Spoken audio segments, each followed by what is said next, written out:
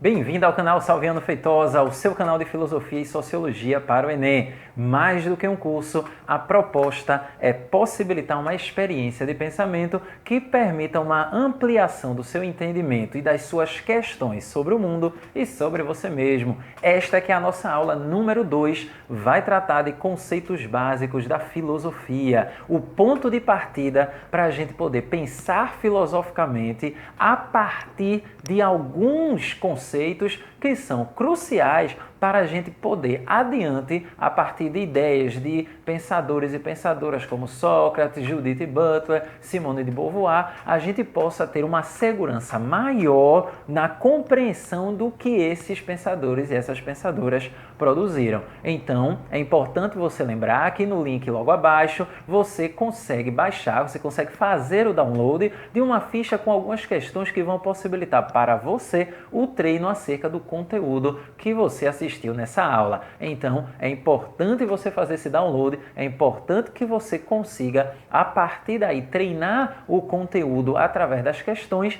e, assim, avançar nos seus estudos. E para a gente começar a pensar a filosofia, é importante a gente ter em mente que dois conceitos, eles são fundamentais: a atitude e a reflexão filosófica. Como assim? O que vem a ser essa atitude e essa reflexão filosóficas?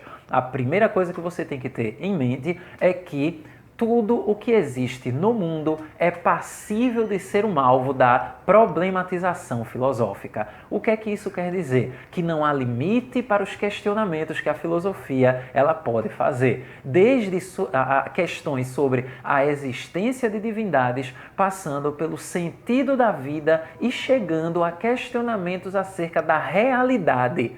A realidade existe ou ela é um produto da mente humana? E sendo um produto da mente humana, como nós podemos ter certeza de que o real é efetivamente o real? Calma que essas questões elas não serão abordadas nessas aulas, pelo menos, aliás, nesta aula especificamente, mas elas reaparecerão a partir do pensamento de outros indivíduos, de outras pessoas, pensadores e pensadoras que deram importantes contribuições para as questões que nos motivam. Então, a primeira coisa que você tem que ter em mente, antes mesmo de você entender o que é a atitude e o que é a reflexão filosófica, é que a primeira virtude para o filosofar não é o questionamento, não é a problematização, mas é a capacidade de se admirar. Ou seja, a admiração é a virtude inicial, é a primeira virtude, é o primeiro passo que toda criatura que queira ingressar no fantástico caminho da filosofia tem que engendrar, tem que iniciar, tem que ser uma pessoa, essa sacada de admiração, ela vem toda marcada de um entendimento que não é a admiração como o senso comum prevalece, não é o achar belo, mas é você debruçar-se sobre aquilo que chama a sua atenção. Vamos aos exemplos práticos, exemplos que nos ajudam a entender. Talvez uma pessoa nunca tenha parado para pensar sobre o sentido da vida, sobre a morte, sobre a própria vida, até que um parente muito próximo ou uma pessoa que a pessoa gosta muito ou ela mesma tenha passado por uma experiência de quase morte. Então, quando alguém morre ou quando a pessoa quase morre em um acidente, quando uma pessoa que nós gostamos, ela nos deixa, ela sai desse plano físico e afins, talvez, se a gente nunca parou para pensar sobre o sentido da vida, sobre essa relação entre vida e morte, a partir daquele momento a gente comece a questionar. Então, o que é importante você considerar?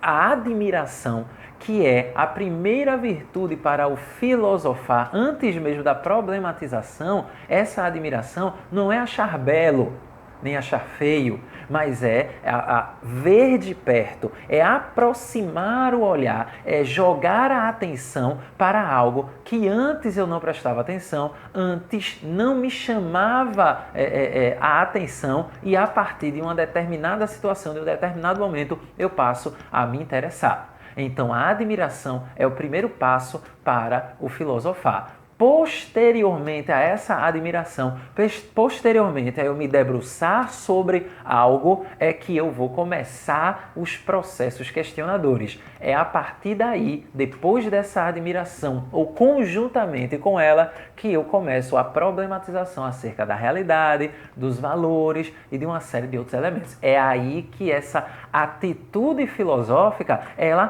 pode brotar em nós. A atitude filosófica diz respeito aos questionamentos que nós vamos direcionar a ideias, a valores e a coisas. Mas peraí, como assim? Que tipo de questionamentos? Nós vamos perguntar o que, como e por que coisas, ideias e valores existem e são como são. Essa é a atitude filosófica, é estar diante de elementos do cotidiano que nós naturalizamos sem nunca antes perguntar o que danado é aquilo. Exemplo, a gente costuma responder às horas quando as pessoas nos perguntam, mas talvez nunca tenhamos feito questionamentos acerca do que é o tempo. Veja só, imagine você andando na rua, olá, aí aparece alguém, olha para você e diz: ei, que horas? E aí você olha para a pessoa, inspirado em um momento de atitude filosófica, você olha para a pessoa e diz: o que é o tempo?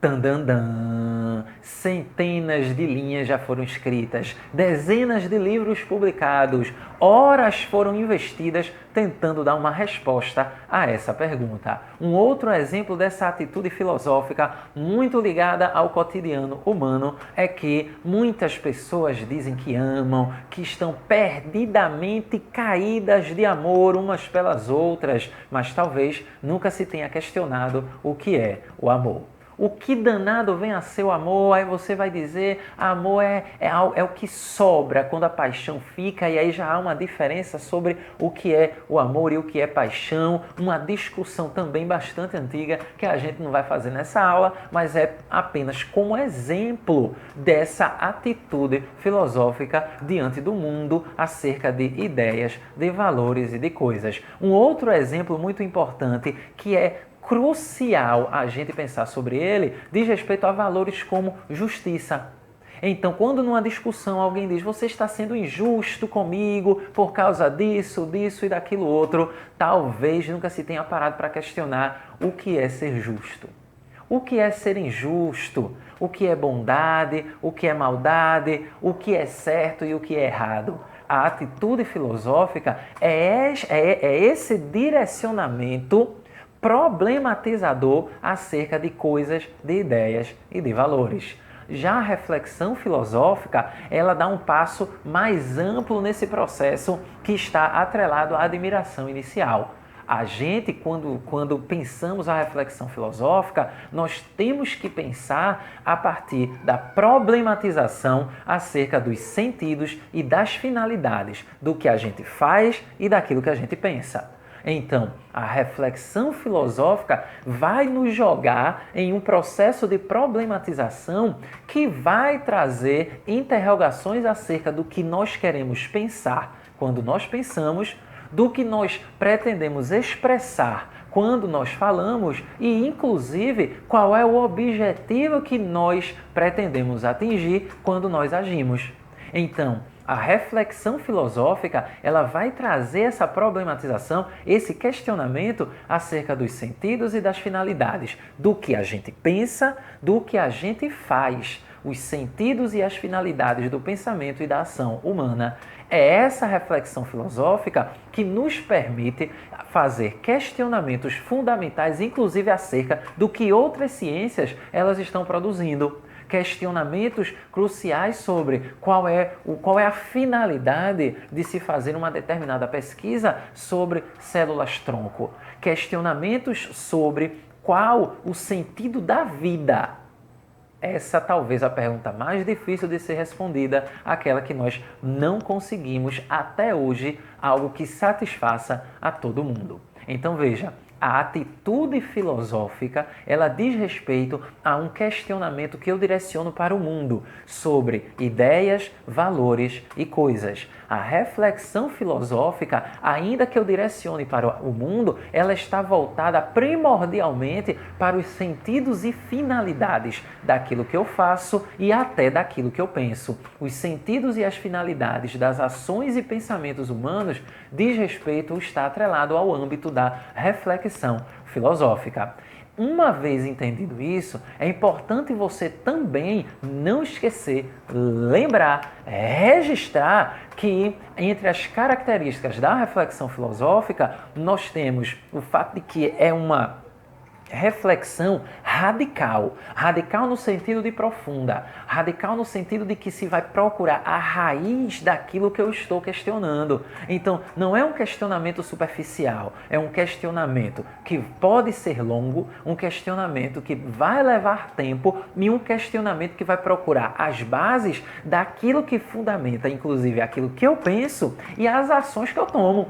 Então, veja, se nós tratamos dessa reflexão filosófica, ela é radical porque ela vai na raiz, ela quer a profundidade do que leva a gente a fazer o que a gente faz e a pensar o que nós pensamos. Porém, esse questionamento ele não é solto, ele não é largado, ele não é de qualquer maneira. Há o quê? Método.